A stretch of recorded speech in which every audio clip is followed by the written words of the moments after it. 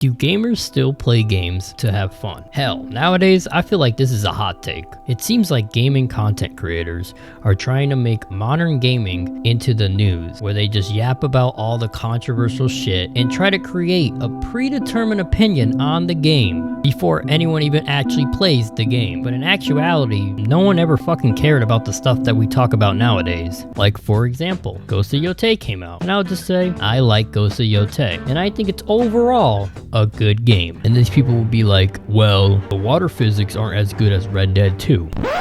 And I would be like, huh, okay, well, I still like it because I'm having fun. And they'll be like, oh, but did you know the voice actor of Atsu supports Antifa? And I will still say, not sure what you want me to do with that. And like, when did we ever care about this when it comes to playing a video game? That's like me saying I hated Death Stranding 2 because Kojima voted for the blue team and I voted for the red team in the last election. No one cares. And then they will also be like, because it's like talking to a brick wall, well, did you know the game didn't even sell 3 million copies?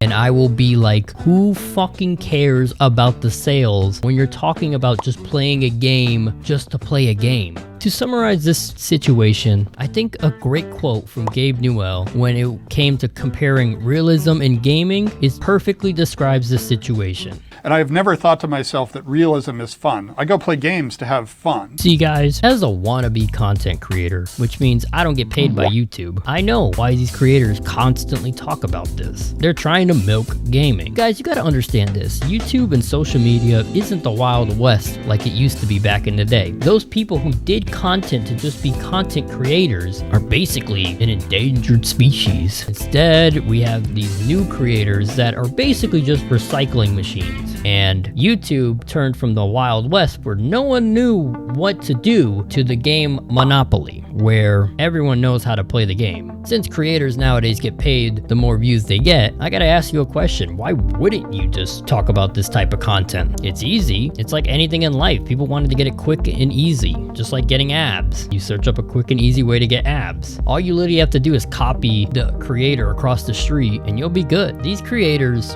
in reality, just want to be your daily dose of negativity, and they just want to suck the joy out of gaming for you. Think about this, guys. When we were younger and we were playing video games, did we ever care about the sales, the political beliefs of a voice actor? For fuck's sake, playing a female character in a game? We never cared about that before. So I gotta ask the question, why do we care now?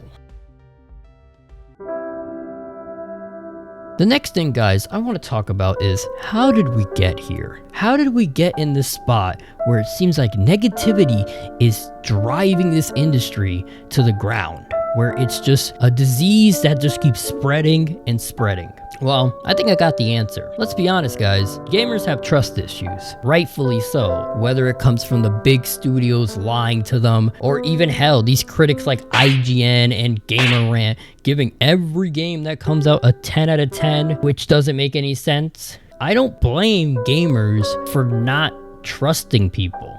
And that's why negativity is on the rise, because people would rather play it safe that a game is bad with these controversies rather than hope maybe the game's actually pretty good. And it also doesn't help nowadays that video games are very fucking expensive, and yeah, reviewers don't mention that anymore. It seems like they're pretty fucking blind by that. I rarely see creators mention, hey, don't buy this game at $70, buy it at $20. It doesn't really help the viewer at all. Like, we need more reviewers to be like, hey, don't buy this game at fucking $70. Save your money and wait till it's like half off. We need those reviewers, but we don't have those, so gamers are pretty lost. So it's like whenever a controversy happens in gaming, people just latch on it and just start hating on it. And they don't even just hate on the game anymore. They start hating people for enjoying the game. And that's where I'm just like, okay, what are we seriously doing?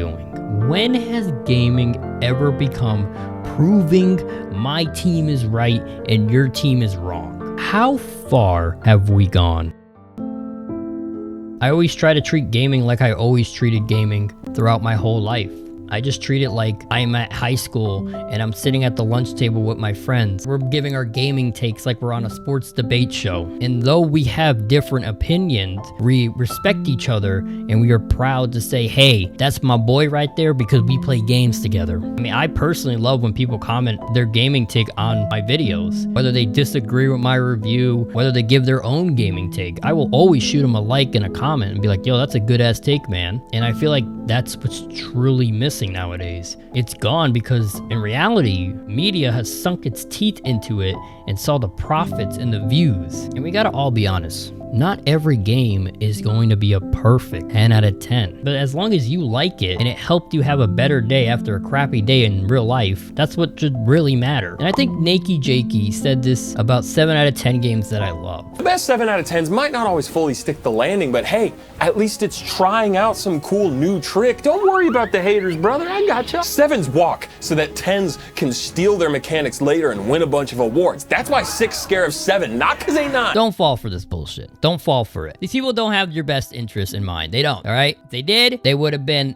just talking about the game. But now, media sees money in gaming. It does. It sees controversies. It sees the little check that they can grab. Don't fall for this bullshit, all right? Because guys gotta think about this. It's everyone's copying everyone and saying the same thing over and over again. They're following the algorithm. They're following what is popular and what is gonna get them the clicks. You don't make videos nowadays and think of an idea that doesn't result in getting views, all right? That's how media works nowadays, all right? They're not doing it for the truth. Don't buy into it, all right? I'm seriously saying this because it's gonna kill your passion for gaming, because you're literally gonna go into every game that you play now and buy now and be like, oh, this game sucks because it's not a 10 out of 10. This game sucks because it's not a perfect game. You know, nothing's really perfect in gaming, all right? All that matters in gaming is that you got off work from a shitty fucking day, you played a game, and it made your day a little bit better. And that is all that matters. That's all that will ever matter in gaming. Everything else that they try to sell you on now, don't buy it. I'm telling you this because they're not doing it for your best interest, okay? We should not be going this deep into negativity. We should not. It's not benefiting anyone. It's not. It's turning people against them for what? For what? At the end of the day, guys, if someone walks in on me and you and we're playing the game, we're gonna say we're playing the game. It doesn't matter what game we're playing a game. And that is bond right there. So who fucking cares what this media bullshit's trying to sell you nowadays? Just be more careful out there. Don't fully buy into the shit. And yeah, that's how I'm gonna end this video. Rant style. Yeah, I said it. Full rant. Off the dome, alright? Anyway, I hope you all enjoy and I'll see you all in the next one.